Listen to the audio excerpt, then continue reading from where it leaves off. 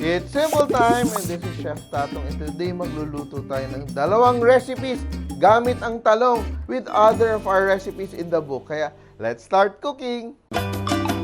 Simple, simple. Luto na, ha, ha.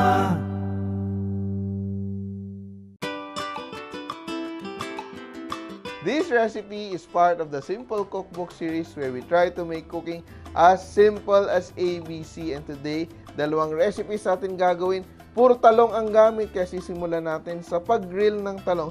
And very important, before you start working on your eggplants grilling, you just grill it over our stove, directly over the fire. You have to pierce it, no? Kailangan mong butasan siya so that the steam will escape.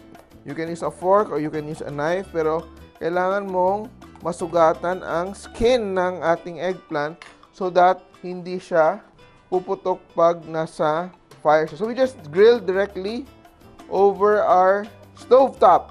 Yan. So sobrang importante dito na ma-char talaga natin yung ating skin, no? Masunog yung skin natin because it will be easier for us to peel it off. Yan. Yan, this one's done. Yung isa okay na to. Tatabi ko.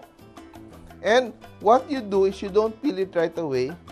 Kailangan mo siyang i-rest, i-cool down. So, meron akong towel dito. I'm just going to cover it up, damp towel. So, later on, yung gagawin natin, some people kasi, pag binabalatan nila, pinipilit nila sobrang mainit pa. Ang nangyayari, pati yung laman natatanggal, number 1. Number 2, sometimes they cool it in running water. So, the talong absorbs so much water na nawawala na rin yung flavor. We like to grill our talong because we want to get that smoky aroma. So, this is the way to do it. We just cover it with a damp piece of cloth. So, while waiting for that to cool off, I will prepare my dressing for my ensaladas. So, what are we going to do here? So, I have 3 tomatoes that I have diced. Usually, when I dice tomatoes, I get as much of the seed out. I don't want the seeds in my salads. 1 large red onion, which I minced as well. And very important sa akin, ang hinahanap ko talaga na flavor for my ensalada is the minced ginger. So, around 1 tablespoon or 1 thumb size, no? Thumb size piece, yan, of ginger. Very important as well. And I season with salt. Yan. A little bit of sugar just to balance everything off. Black pepper. Yan. And vinegar. So, ang vinegar ko dito, I am using 3/4 cup of dato puti vinegar. Yan. Yan. Tamang-tama yung asim nito. Yan. Just let that soak. And if you want to add chilies, it's the time to add chilies. So, I'm going to add a little bit of leeks to my dressing. And let that sit para mag-develop yung flavor niya. And I think my eggplants are done. So we just wipe off the skin. Still a bit hot, but it's easier to do that. Look at that, no? So you move down.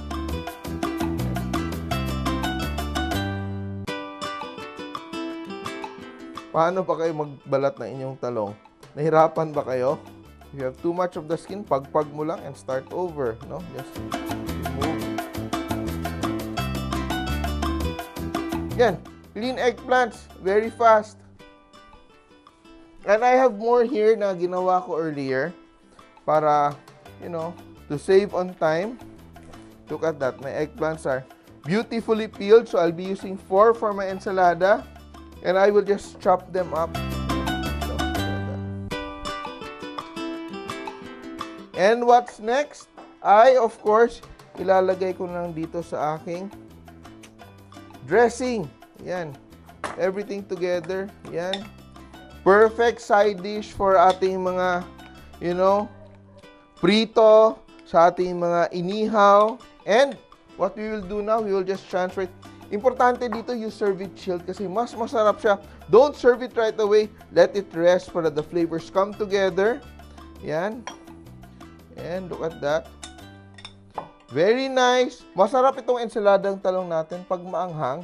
I'll just put a chili there. You can chop it on your own. So you can also add 1/4 cup of kakanggata or coconut cream to our dressing and magiging ibang level yung sarap ng ating ensaladang talong. Are you ready for our next recipe? Gagawa naman tayo ng isang Ilocanong version ng ating tortang talong. Tinatawag nilang Poqui-poqui, which means eggplant in Ilocano. So meron akong eggplants dito, which have been grilled and peeled earlier. And we just chop it into pieces. Yan. Here, to my plate. Ang ating talong is ready. And may eggs ako. May 4 eggs ako. I'll just beat the eggs and season with salt. My eggs are seasoned. My pan is hot. I will heat up my pan with golden fiesta cooking oil. And I will saute my onions. It's very easy. Ito yung pinakasimple na tortang talong na magagawa nyo. Yan. So once our onions are tender, we add our tomatoes. Yan. So I'm using 3 tomatoes. Of course, I will season my tomatoes and onions with salt, a little pepper, little bit more salt. Yan, saute natin. Yan. So once mainit na yung aking tomatoes, medyo tender, hindi naman siya mushy, I will add my eggplants. Yan. Very simple preparation, of course. I will season my eggplants as well. So, yung salt natin, pa konti-konti lang along the way. Once that's done, we will just add our eggs. Pour our eggs over. Yan. So, para siyang eggplant scrambled eggs. Diba? An eggplant omelette. Yan. Let it set. Mix.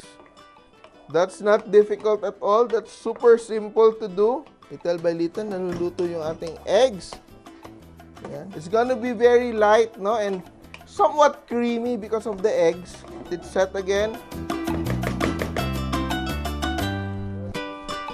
And luto na yung aking Poqui-poqui. Para siyang eggplant scramble. Have some leeks. Yan. Hi, it's been such a talong day that I cooked 2 talong recipes, ensaladang talong, and of course, our Poqui-poqui.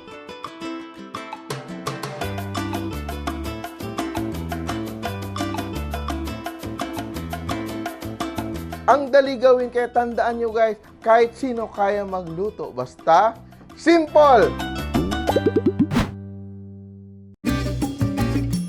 Mga ka-simple, remember, loving is sharing. Kaya share this video and like nyo na rin. Kain muna ako. Bye!